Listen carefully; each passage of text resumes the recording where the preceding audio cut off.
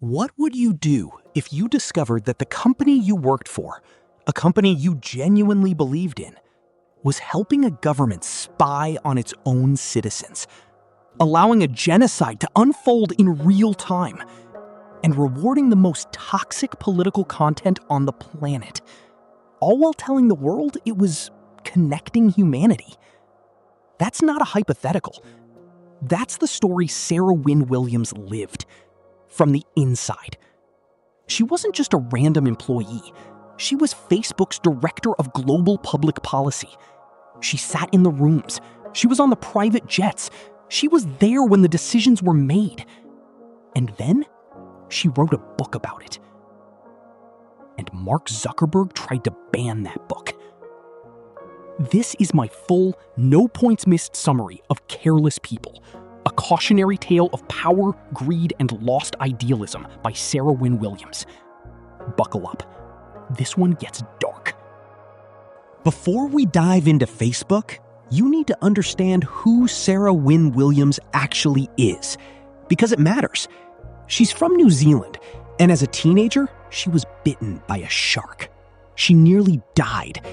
And she says that experience, surviving something that should have killed her, gave her this deep, almost restless sense of purpose. That drive leads her into diplomacy. She works at the United Nations, rubbing shoulders with world leaders, navigating international politics. But over time, she grows deeply frustrated. The UN is slow, it's bureaucratic. Real change feels impossible there. And then, something shifts her perspective entirely.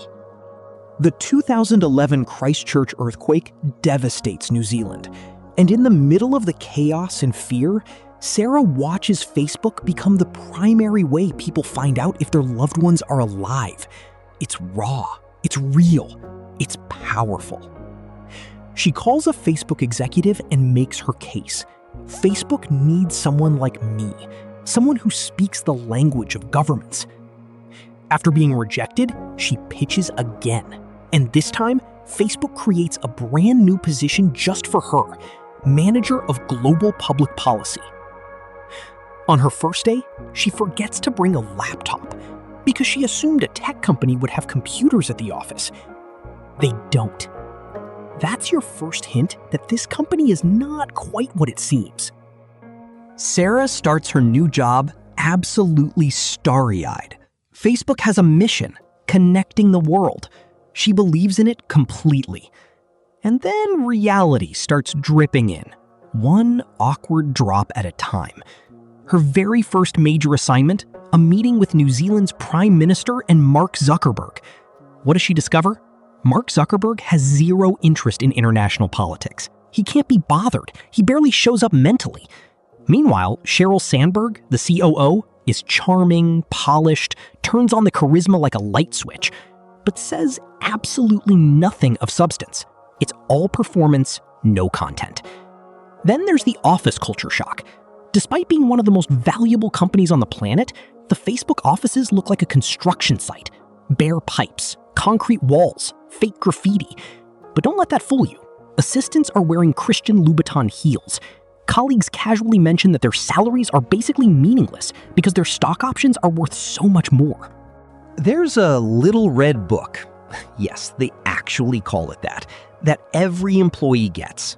It's full of mission-driven, family-type language designed to blur the line between your work life and your personal life. The message is clear. Facebook is not a job, it's a calling.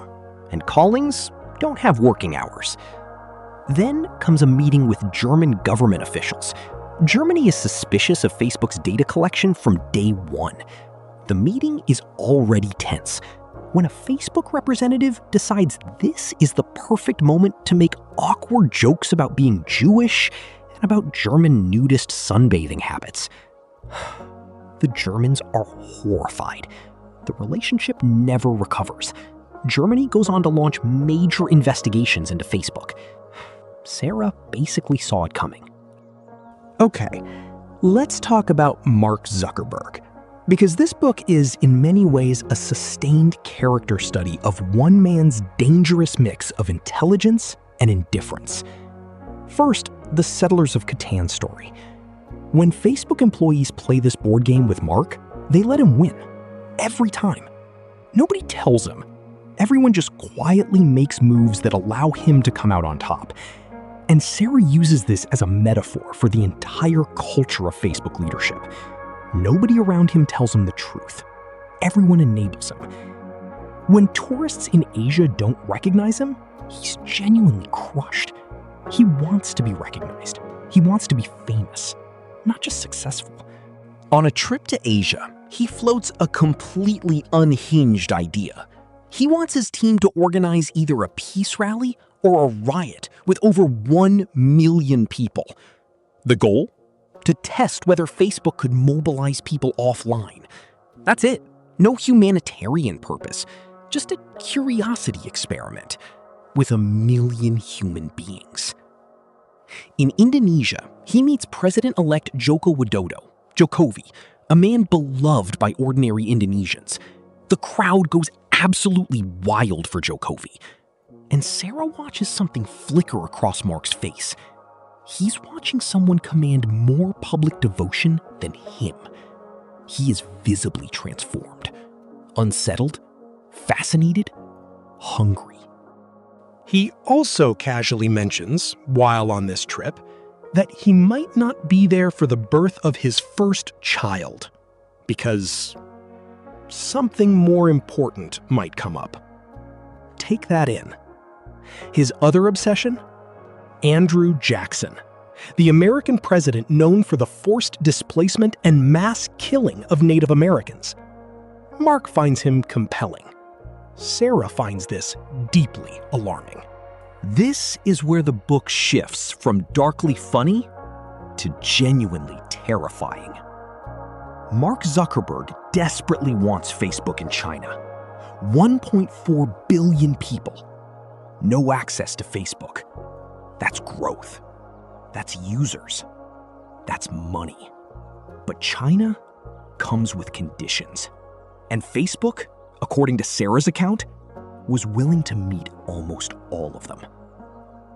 Internal documents, she describes, reveal Facebook's plan, codenamed Project Aldrin, to partner with a Chinese private equity firm called Honey Capital to enter the Chinese market. And what did Facebook agree to in exchange for access?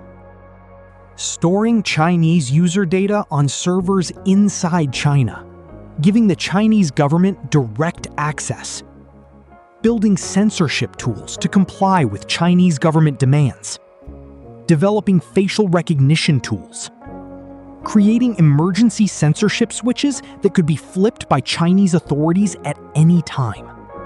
And here is the line that stopped me cold. Documents Sarah describes contained language like this.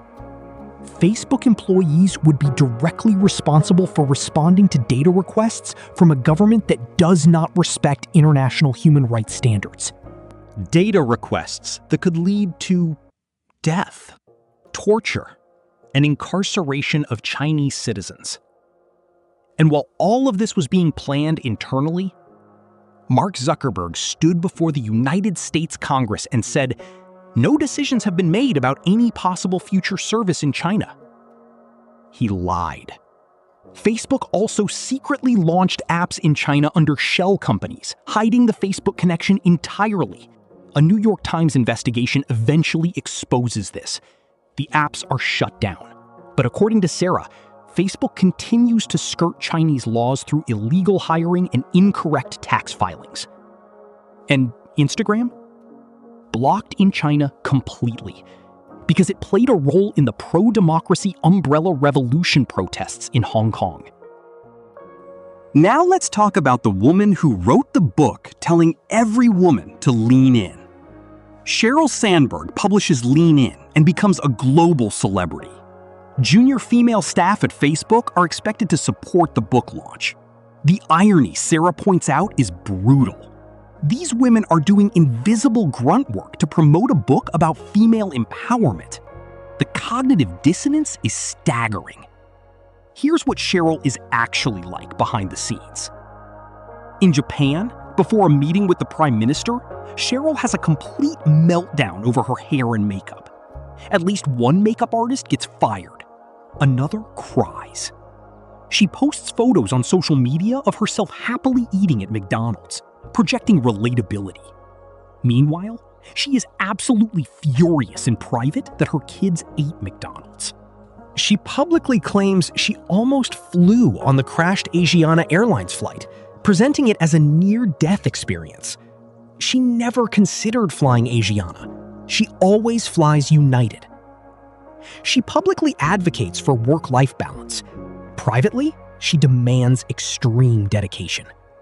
When Sarah's breastfeeding baby is audible on a work call, the feedback gets back to Cheryl, who tells Sarah to get a Filipina nanny. And then there's the private jet incident. On a flight, Cheryl tells Sarah to come to bed with her in the jet's sleeping area. Sarah refuses. Cheryl ices her out completely after that. And during the massive women's march following Trump's inauguration, when hundreds of thousands of women inspired by Lean In are in the streets, Cheryl brushes off Sarah's attempt to discuss the protests. She wants to talk about Melania Trump's inauguration outfit instead. Joel Kaplan is a former Bush White House official who becomes head of Facebook's U.S. policy team, and he is, by Sarah's account, a deeply troubling figure. But the harassment is where things get truly dark. Joel begins joining one-on-one meetings with Sarah from his bed. He asks her intimate questions about breastfeeding. He makes wildly inappropriate comments at work. He calls her sultry at a company event. He grips and grinds on her at a party. Sarah is already dealing with enormous personal medical trauma at this point. She nearly dies after giving birth due to a condition called amniotic fluid embolism. She requires over 35 blood transfusions. And while she is still recovering, Joel pressures her to work through maternity leave and keeps asking invasive personal questions about her body. She is also living in fear after traveling to Brazil for work, spending months terrified she contracted the Zika virus while pregnant. And there's one more trap. Sarah discovers she likely has Lynch syndrome, a genetic condition that could require surgery to prevent cancer. Her health insurance is tied to her job, which means she cannot leave, even if she wants to. She eventually finds a secret internal group, the Feminist Fight Club. Nearly 200 female Facebook employees sharing stories of harassment and discrimination. She realizes she is not alone. She reports Joel's behavior. Facebook retaliates. Her responsibilities are stripped. She is forced onto the China team. Then she is fired. Officially, poor performance. She believes it was retaliation. This is the section of the book that is the hardest to read, because it's not about workplace dysfunction anymore. It's about real people dying. Myanmar. Facebook expands aggressively into Myanmar. The country has almost no internet infrastructure, so when people get smartphones, Facebook is the internet for them. There is almost no content moderation in Burmese language, almost no human moderators who speak it. Hate speech against the Rohingya Muslim minority spreads unchecked. Misinformation campaigns paint them as violent criminals and existential threats.